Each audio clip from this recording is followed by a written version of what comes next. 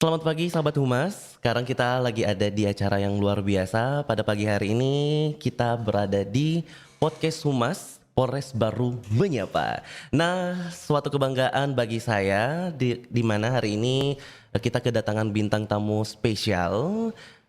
Ada ibu yang luar biasa di depan saya ini, ada Ibu Kasat. Selamat pagi Bu Kasat. Selamat pagi Mas. Ya, bagaimana keadaannya? Baik, sehat. Alhamdulillah luar biasa. Dan tentunya sebelum kita melanjutkan podcast kita atau tema perbincangan kita pada pagi hari ini, mungkin Ibu bisa memperkenalkan diri dulu. Mungkin teman-teman dari sahabat Humas ini pengen tahu sosok di depan saya ini siapa, dan mungkin bisa juga disampaikan beberapa riwayat jabatannya. Baik. Silahkan. Kalau nama saya lengkapnya Ida Ayu Madi Ariswastini. Sapaan saya Dayu, ya. Sapaan saya Dayu, yaitu pangkat AKP. Jabatan saya Kasat Lantas Polres Baru. Jadi untuk riwayat jabatan saya, sebelum saya menjabat Kasat Lantas Polres Baru, sebelumnya saya menjabat Kasat Lantas Polres Goa. Oh, dari Goa. Iya betul. Sebelumnya lagi dari Pak Ur BPKB Ditlantas Polda Sulsel. Kemudian sebelumnya lagi Kasat Lantas Polres Pangkep. Oh, berarti sudah beberapa daerah ya Bu ya? Udah beberapa Kira-kira daerah. mungkin bisa disampaikan Ibu masuk di Baru ini menjadi keluarga besar dari Baru ini tahun berapa Ibu? Tahun 2024, sudah 1 tahun ya? Oh, sudah 1 tahun. Luar biasa. Jadi ini juga suatu kebanggaan bagi saya ya, karena ini saya bisa bertemu langsung bersama Ibu. Beberapa pekan yang lalu juga saya sempat melihat beberapa informasi dari sosial medianya Ibu. Ternyata Ibu juga aktif banget di sosial media, luar biasa. Alhamdulillah. Dan tentunya sahabat Humas, ini ada yang bertanya Ibu ya, belakangan ini ada beberapa kegiatan nih yang berada di jalan-jalan Kabupaten Baru. Salah satunya petugas lalu lintas ini rutin berjaga di perempatan, baik itu pagi dan sore hari. Mungkin bisa disampaikan ada apa sih ini Bu? Kenapa aktif banget nih petugas lalu lintas rutin berjaga di jalan-jalan yang ada di Kabupaten Baru, terutama di perempatan-perempatan yang ada? Oke, kalau dibilang kok rutin gitu ya, kok rajin. Sekarang turun pagi dan sore, itu tupoksinya lalu lintas memang seperti itu. Oh iya. Ya, salah satu kegiatan lalu lintas itu kan Turja Wali, pengaturan, penjagaan, pengawalan dan patroli. Nah, pengaturan itu waktunya itu nanti melihat dari situasi dan kondisi. Ya, untuk staf seluruhnya saya libatkan untuk pengaturan pagi maupun sore dengan melihat kapasitas bahwa pagi masyarakat Kabupaten Baru itu butuh kehadiran Polantas di jalan raya, karena aktivitas di Kabupaten Baru itu diawali dari pagi hari. Kemudian sore hari mereka itu kembali dari aktivitas kerja untuk ke rumah masing-masing. Jadi kehadiran Polantas itu diharapkan dibutuhkan oleh masyarakat pada waktu-waktu seperti itu, baik pagi maupun sore hari, seperti itu. Biasa ya. Iya. Jadi kehadiran dari petugas lalu lintas ini memang selalu siaga untuk masyarakat ya, untuk mendedikasikan dirinya. Betul. Ya. Berbicara soal petugas lalu lintas yang rutin berjaga di perempatan, lokasi mana saja sih Bu yang menjadi prioritas dari petugas lalu lintas? Yang jadi prioritas lalu lintas itu kita ngelihat dari kerawanan-kerawanan ya, rawan padatnya, kerawanan aktivitas masyarakatnya. Nah, yang sekarang kan di Jalan Jenderal Sudirman, ya, kemudian Poros, Pangkep, Parepare, itu kan aktivitas kendaraannya luar biasa. Oh, yang padat gitu Bu ya? Betul. Nah, jadi kita melihat dari kepadatan baik aktivitas kendaraan maupun kerawanan-kerawanan pelanggaran ya. Kalau banyak pelanggar, kami hadirkan juga petugas untuk mengingatkan masyarakat bahwa apa yang dilakukan itu salah. Karena mencegah untuk terjadinya kecelakaan. Karena pelanggaran merupakan awal dari terjadinya kecelakaan. seperti itu. Untuk meminimalisir, Betul, meminimalisir. Iya, iya itu. Iya. Oke. Tadi sempat saya singgung juga Ibu ya, bahwa Ibu ini juga aktif bersosial media. Betul. Iya. Saya juga melihat beberapa kontennya Ibu, di mana melalui kanal Instagram Satlantas Polres Baru, itu beberapa ada informasi melalui konten-konten yang disampaikan. Informasi apa saja sih Bu yang Ibu sampaikan kepada masyarakat melalui sosial media?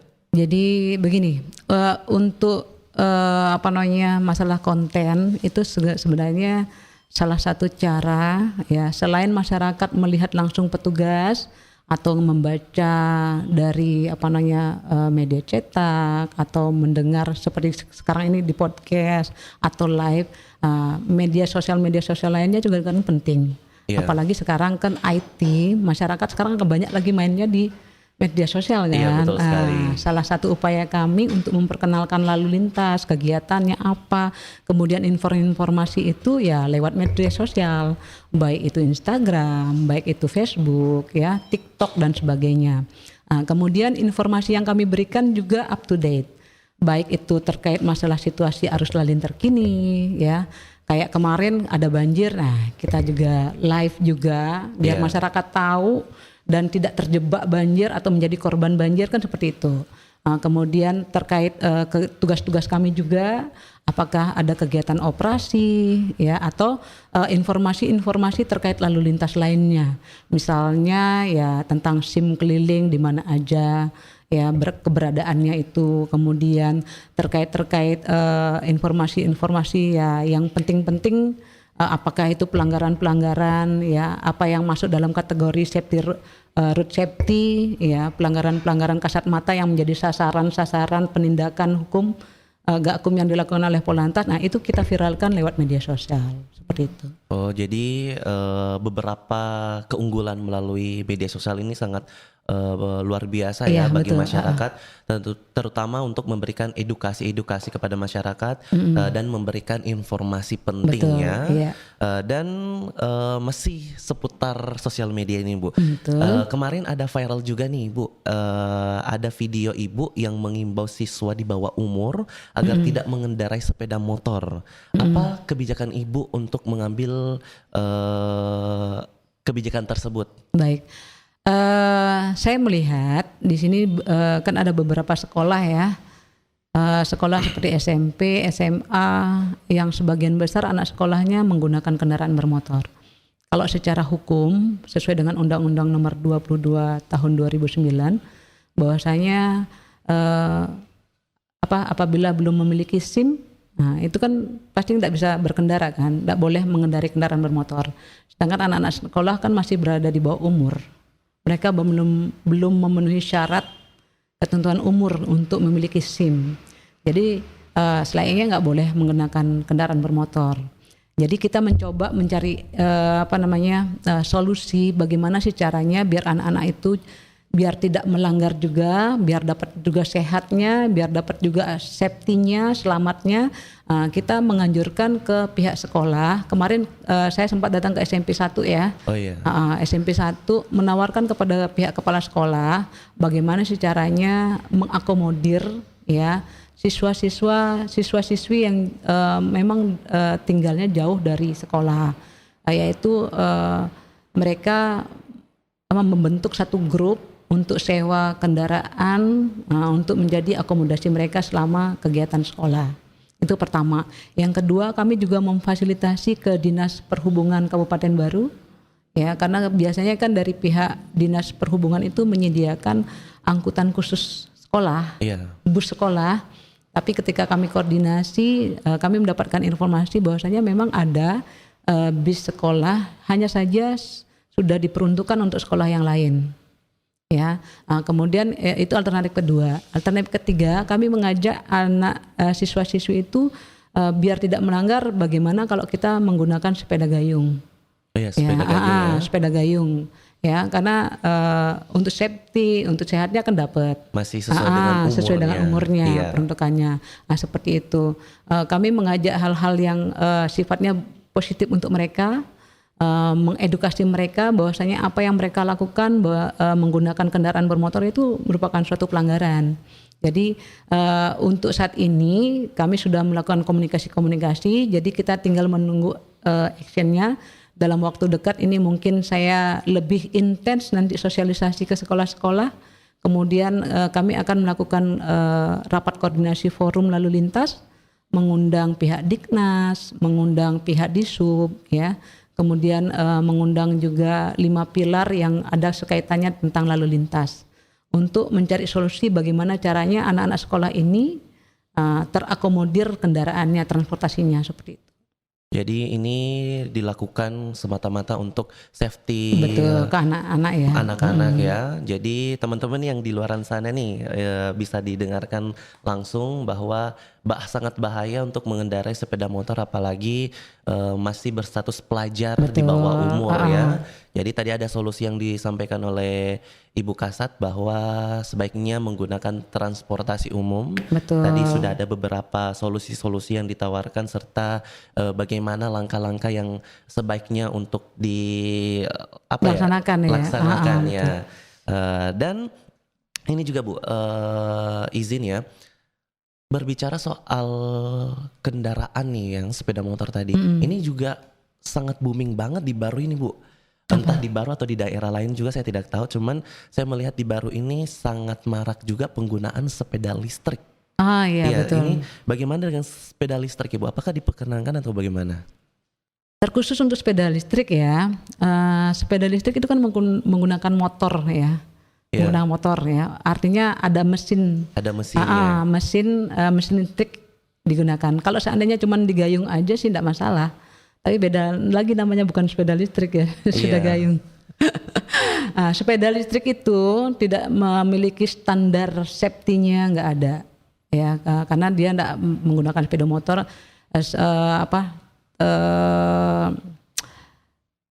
safety untuk kecepatannya, kelengkapannya itu nggak ada.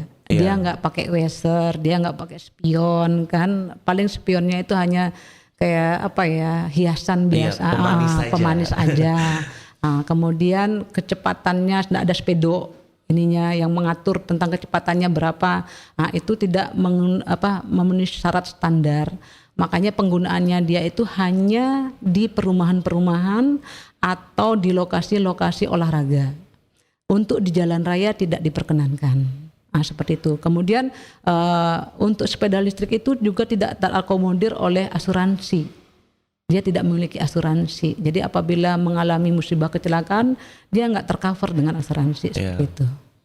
Jadi sangat bahaya ya, apalagi saya melihat ini beberapa anak-anak juga mengendarai sepeda listrik itu ya, betul. Dia bukan hanya di pinggir tapi dia sudah mengambil jalur di tengah-tengah. Kecepatannya nggak bisa dikontrol. Betul. Kemudian juga salah satunya dia juga tidak menggunakan helm karena menurut masyarakat mungkin ya sepeda kan ini masalahnya.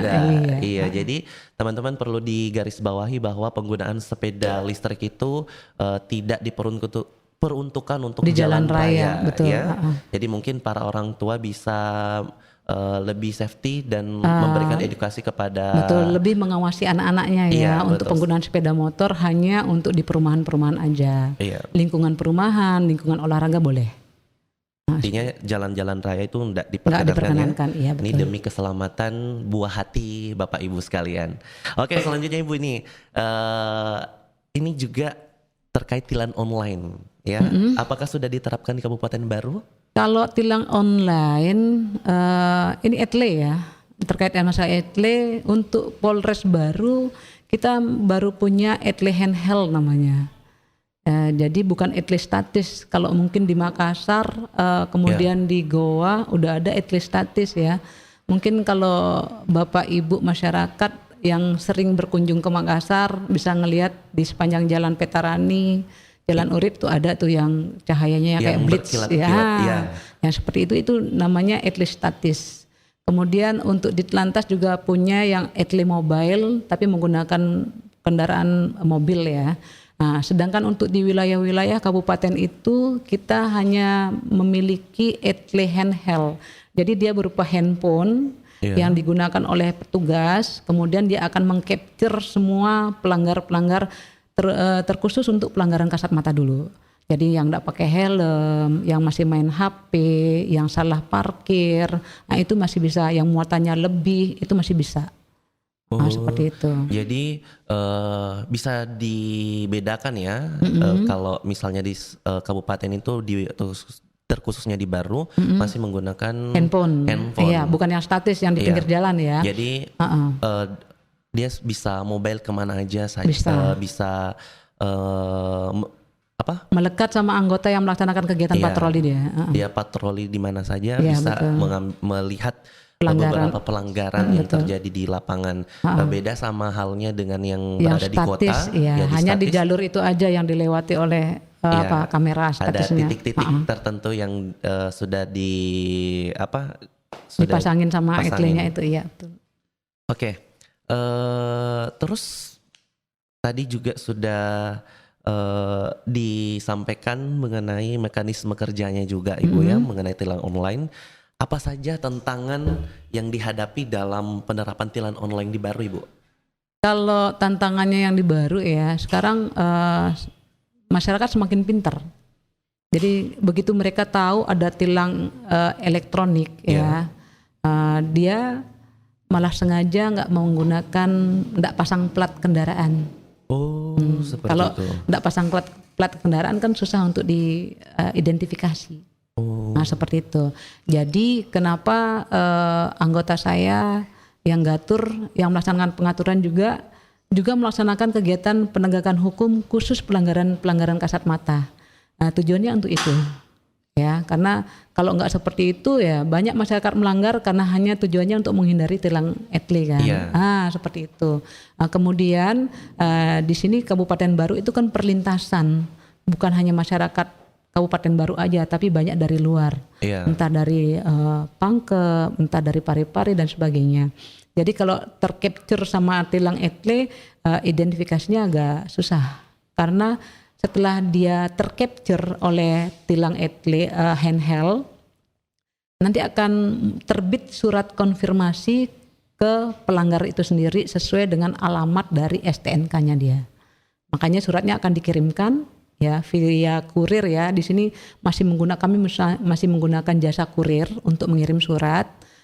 Setelah masyarakat itu menerima surat konfirmasi, nanti masyarakat bisa datang ke Polres untuk memastikan bahwa benar yang terkonfirmasi melanggar itu adalah mereka. Seperti itu. Kalau emang sudah betul, maka mereka wajib hukumnya untuk menyelesaikan denda tilangnya, baru bisa diproses kembali. Seperti itu. Ya. Jadi sekarang ini banyak masyarakat yang nakal-nakal gitu, Bu ya. Banyak sekali. Banyak yang nakal yang tidak memberikan nomor kendaraan pada kendaraannya. Betul. Iya, jadi itu susah, bukan semata-mata untuk tilang saja, Ibu ya. Jadi kalau misalnya Bapak Ibu pengguna jalan tidak ada plat kendaraan plat kendaraan, terjadi apa-apa di jalan, terus kita sulit identifikasi juga sulit ya Ibu ya. Iya, sebenarnya kerugiannya sama mereka gitu. Rugi di masyarakatnya. Betul. Jadi bagi Bapak Ibu pengguna jalan ya, adik-adik, kakak-kakak yang ada di manapun berada, sebaiknya untuk menggunakan nomor kendaraan karena beberapa juga Ibu ini tidak diminta-minta Ibu ya. Beberapa ada terjadi kejadian-kejadian seperti itu sangat dihindari Bu ya. Betul. Tidak diminta-minta. Pas kita mau identifikasi siapa korbannya ini agak susah jadinya kan, sulit untuk diidentifikasi karena nggak ada nomor-nomor. Masih mending kalau dia bawa KTP, SIM atau surat-surat. Kalau tidak ada, kalau nggak ada agak susah lagi ya. Bu dimanapun berada, sahabat Humas ya terutama, ini sangat penting banget untuk Bapak Ibu serta sahabat Humas terapkan bahwa penggunaan nomor kendaraan itu sangat penting ya, sangat dianjurkan karena kita ingin mengantisipasi hal-hal apa yang tidak diinginkan terjadi di lapangan seperti itu.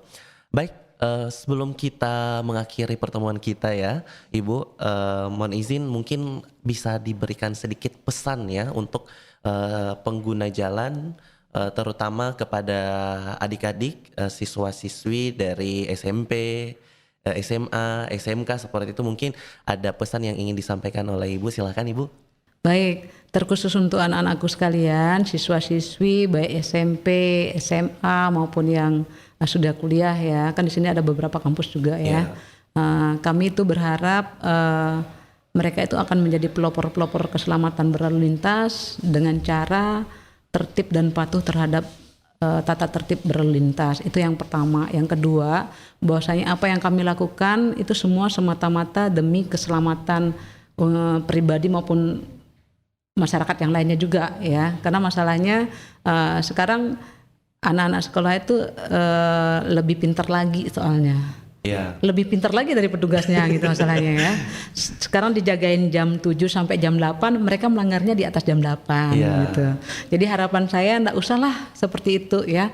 Karena terus terang aja apa yang kami lakukan itu sebenarnya untuk menciptakan bagaimana Kabupaten Baru ini menjadi kabupaten yang tertib ya, yang lebih lebih modern ya, lebih maksudnya fatalitas lakanya bisa turun ya.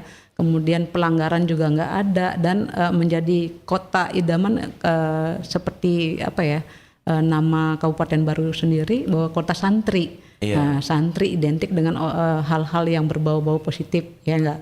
Nah, jadi kami berharap ke anak-anak sekolah itu mari kita sama-sama ciptakan Kabupaten Baru menjadi kabupaten yang modern ya, yang tertib sehingga apa yang menjadi harapan dari masyarakat Baru itu sendiri bahwasanya di sini aman, di sini tenang, itu mudah kita ciptakan gitu. Luar biasa, terima kasih kami aturkan kepada bintang tamu kita, Ibu AKP Ida Ayu Madaari Swastini SH, luar biasa. Dan tentunya semoga apa yang disampaikan oleh Ibu Kasa tadi memberikan banyak motivasi, informasi, serta beberapa hal-hal positif untuk diterapkan di kegiatan bermasyarakat. Tentunya ini terkhusus kepada sahabat Humas, adik-adik tercinta yang masih berstatus pelajar, baik itu SD, SMP, SMA, SMK, bahkan mahasiswa yang berada di Kabupaten Baru, agar tertib berlalu lintas. Semoga dengan tertibnya adik-adik ya atau masyarakat Baru ini bisa memberikan beberapa hal-hal positif serta membangun Kabupaten Baru yang lebih asri, tertib dan aman. Betul. Seperti itu Ibu ya. Dan tentunya semoga apa yang dicita-citakan oleh kita semua terlaksana. Dan kami mengucapkan juga terima kasih kepada Ibu Kasa atas kehadirannya hari ini, luar biasa sudah meluangkan waktunya hadir dalam podcast Humas Polres Baru Menyapa. Dan semoga mungkin bisa kita undang kembali Bu ya, mungkin siapa mungkin di lain waktu ya, kita bisa chit-chat lagi beberapa topik-topik menarik ya. Dan tentunya terima kasih banyak, sampai jumpa di podcast selanjutnya.